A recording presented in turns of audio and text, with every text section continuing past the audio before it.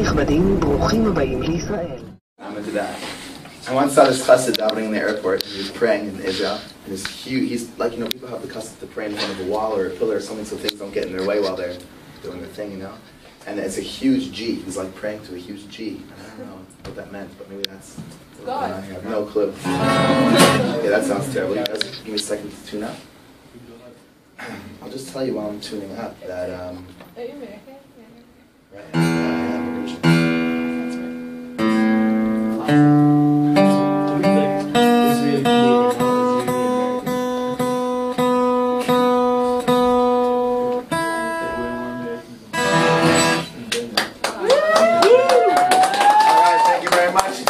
Thank you, guys have been great, and that was how I tune up my guitar. No problem. Okay, here we go.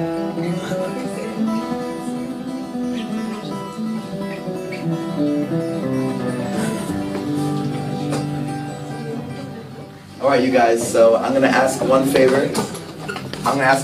And that's you don't break my heart. You know, like if I'm opening my heart and talking to you guys, I'm being real. I'm not reading off some sort of sheet in my head or the back of my eyelids. I'm just being real with you guys. So if you talk while I'm talking, it hurts me. It does. It makes me feel uninteresting, and yeah, it's a bad feeling.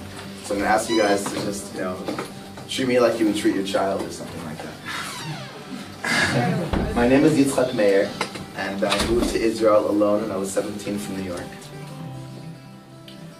And yeah, it's the 11th year that I've been living my dream. All of us have dreams.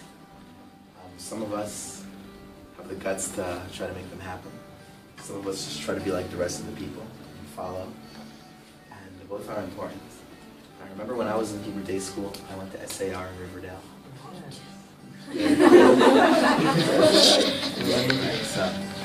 So I had an issue. My issue was that I tried to be like the cool kid in the class. Like, not that I tried to be a cool kid, I tried to be like this other cool kid in the class, you know. He got these sneakers, I was like getting similar sneakers to that. He was doing this thing, I was doing that thing.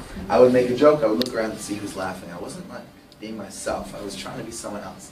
And that's the most uncool thing you can do, because who is the cool kid really? The person with a healthy self-esteem, is himself, who does what he wants to do. That's who the coolest kid really is. But all of us have that potential to be ourselves, you know. All of us have this amazing gift which separates us from all humanity, or I'm sorry, it separates us from all living things on earth. We have free will. Humans have free will to choose. And no one has your free will. No one can make your decisions. Not your parents, not your teachers, not your government. No one can choose for you. No one can take away your free will. No matter how dark it gets, or no matter how amazing it gets, you have your free will, and no one can take that away. And so, a person who uses their free will and chooses constantly to live their dream, to do what they really want to do, ends up loving themselves because they fulfill their potential and end up loving people around them. On the other hand, someone who doesn't fulfill their potential and doesn't live their dream and doesn't really do what they want to do, end up hating themselves. And then people who hate themselves end up projecting that hate onto others. You know, you walk down the street and you see that guy who gives you this nasty look, and you're like, what the heck did I do to deserve a nasty look? You did nothing. That guy hates himself. He's projecting his hate onto you. So Hashem wants us all to really live our dreams, you know, and, use our free will to be ourselves. And I'm going to share with you and open up my heart, so if you can open up yours and make it easier. I'm going to share with you what my dream is. My dream is Tikun Sinat Chinam. Anyone knows what that means? Fixing baseless hatred. It kills me when I see people fighting with each other. It really hurts me. It actually hurts me. And when I see my family fighting, it hurts even more. I'm entitled to love my family. I'm entitled to love your family. And my family is Am Yisrael. You know, we are a family. We have the same grandparents, and it's, I'm sure if we go 5 generations back, every single person in this room is related. No question. There's not that many people. You know, if you have, every person has 4 grandparents, right?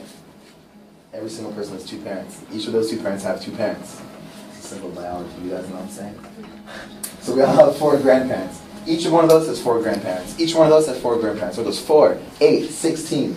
Continue the math, take a calculator, and you'll see that if you go back 40 generations, do that equation 40 times, that'll be more than the amount of people that have ever existed on Earth. Over 1 trillion people. How could it be? We all are related. All of us are connected. And my dream is that people should realize that you don't have to agree in order to love each other. People should get over the misconceptions. There's another misconception in the world, that is that you have to be the same in order to love one another. That was a misconception that I was making in elementary school. I have to be the same in order to be cool. But no, really the cool is the different. That's really what's cool. So, any of you guys been to Israel before? Show of hands. Anyone been to Israel? Really cool. Anyone who hasn't been to Israel, Hashem bless you to get to the promised land, get to the Holy Land. It's an amazing opportunity to go after 2,000 years of us trying to get it and praying 3 times a day to return to Eretz Yisrael, and we finally had the opportunity. Hashem bless everyone to make it there. And anyone here raise their hands, been to the Kotel? Right, most people went to Israel, been to the Kotel, I see. So at the Kotel, every Friday night, I lead the IDF in Kabbalah Shabbos, and I see all different kinds of people there, right? I see religious, I see non-religious, I see left-wing, I see right-wing, I see Hasidic, I see Litvish, I see Ashkenazi, I see Sephardi, I see all these different kinds of Jews, but that's not it. I also see Christians there, I also see Muslims there, and I also see, you know, people from weird tribes there, from parts of the world that we've never even heard of, and I also see people, Asian people there. They're all praying in their own language, doing what they want to do, put their note in the wall. Okay, so they sometimes put on this paper keyboard out of respect. And I realized, wow, is there another nation in the whole world, another family in the whole world that opens up one of the most holy spots for everyone to come pray in their own language? Nada, nothing. Nobody does that. No one in the whole entire world does that, except for us. Despite what all the media says and all the news says, all the Lashon Hara and all the Motzi Shemer they make up about Israel, we are the true nation of Shalom, we're the true nation of peace. It says in Yeshaya, Ki beiti beiti tefillah yikrei l'chol amim. My house will be called the house of prayer for all nations. And we're so close, you know. I know maybe some of us in the room can feel far because we're in Canada. But I don't know if you guys have ever studied Jewish history. But we change countries pretty often, you know. You guys ending up in Israel is not so far out. It's not so crazy. It's so possible. Us, you guys, school uniforms, different schools and their school uniforms, all of our parents and their clothes they wear to work, and all the other Jews we know marching up to Har Bayis, to the Beit HaMikdash together. It's not so far. It's really not so crazy if you look at what's going on in the world right now in terms of the miracles. Rebuilding of Jerusalem, ingathering the exiles, plane loads of people every single month make Aliyah, move to Israel. It's crazy. It's a crazy movement, what's happening. Na'aleh means to rise. It means to rise. The Beit HaMikdash means to rise to the Beit HaMikdash. And in order to get there, we basically have to take responsibility and know, you know what, if we want peace in the world, we're not going to, you know, focus on the beauty pageants, the famous beauty pageant people throw. And it's like, and what is your wish? And she says, oh, peace, you know, and it's like, it's so corny already, but what's really going on? What are we really saying? The beauty pageant world peace thing is so far out because she's asking for something that seems so beyond her, because I don't know if her beauty is going to make the world peace. The question is, what can we do? Taking responsibility means, what can we do with our own hands? What can we do with our own actions? Not pointing fingers at politicians or people who we think are leaders and saying, what could they do for world peace? And really, it starts inside. Because anything I learned about the word Shalom is that it starts inside. In yourself, between your body and soul, between your parents, between your siblings, and most importantly, for right now, in this moment in the classroom, right here, between us, like us here right now, this moment in the classroom, there's like negative feelings or hatred towards someone in the classroom, just get rid of it. It's so silly. It's blinding us from fulfilling our biggest potential, which is unity. So I want to ask everyone to please stand up. And I want to ask that we can have a certain attitude of being real in the classroom. Not to be that kid looking around to see what other people think, but to be ourselves, you know, that's really the coolest, is to be yourself. And not to be embarrassed. In the Beit HaMikdash, we didn't pray out of the Siddur. I use the Siddur myself. I'm just saying, we didn't have Siddur in there. We were singing. Miriam, when she was leaving Egypt, was hitting on tambourine, and Am Yisrael was singing. Anyone knows Gematria? Anyone knows what Gematria is? Yeah. Anyone knows the Gematria of the word Shira and Tefillah? They're both the same, which is 515. Which is also the Gematria of Et Hanan, which is when Moshe Rabbeinu requested 515 times to enter Eretz Yisrael. Oh, wow. Any of you guys who were in Israel, it's crazy. Moshe Rabbeinu wasn't. Can you imagine that you were allowed in? Moshe Rabbeinu wasn't. What's that mean? It's huge. What a scoop, what an air to go there, even for a weekend. So, I want to ask you guys, the guys not to be embarrassed in front of the girls not to be embarrassed in front of the guys. And if you guys just help me out with this, we might do something here very different today. It may never happen again. You also may miss the boat. You may just crawl up into your embarrassed, scared heart and go into the corner and say, I don't want to be part of this. I'm not something enough to do this. But right now we have an opportunity to pray together. A bullet can go from one end of the football field to the other. But a song or a prayer can cover the whole entire world. So let's not just think about ourselves right now. Let's not be selfish with our prayers or with our songs. Let's think about everyone, all the Jews in the whole entire world. So it's kind of like a call and response kind of chant. First of all, you guys got rhythm? You guys clap?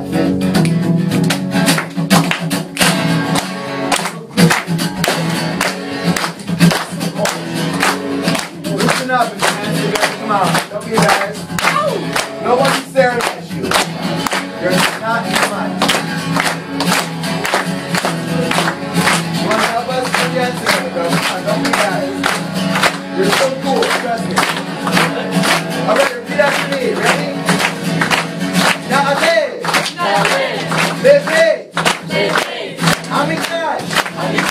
Right now, I'm going to sing it. Share form, I'll do it first and you guys get a second.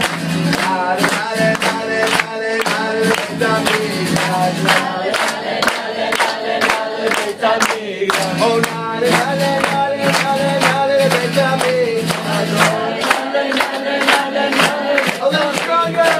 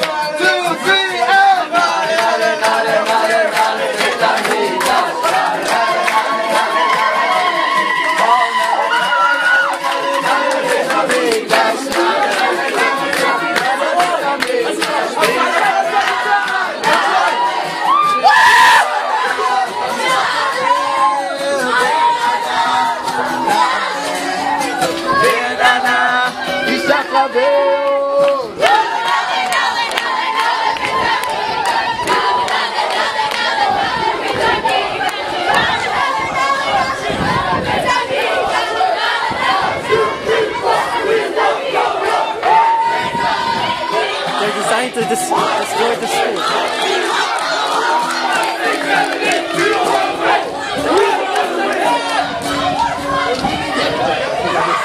Free the school, man. We destroyed the school. We don't need no education. You're free people. I'm joking. You're free people, but go to class. Lots of love, you guys. What is your name? I have stickers for your Wait, class. how long? You guys are going back to the class we were just in? Wait, what's your last name? Yes. What's your last name? Another talk there right now. Okay, so we have to go for it because it's going to end soon. Yeah, guys, there's another talk starting right now. So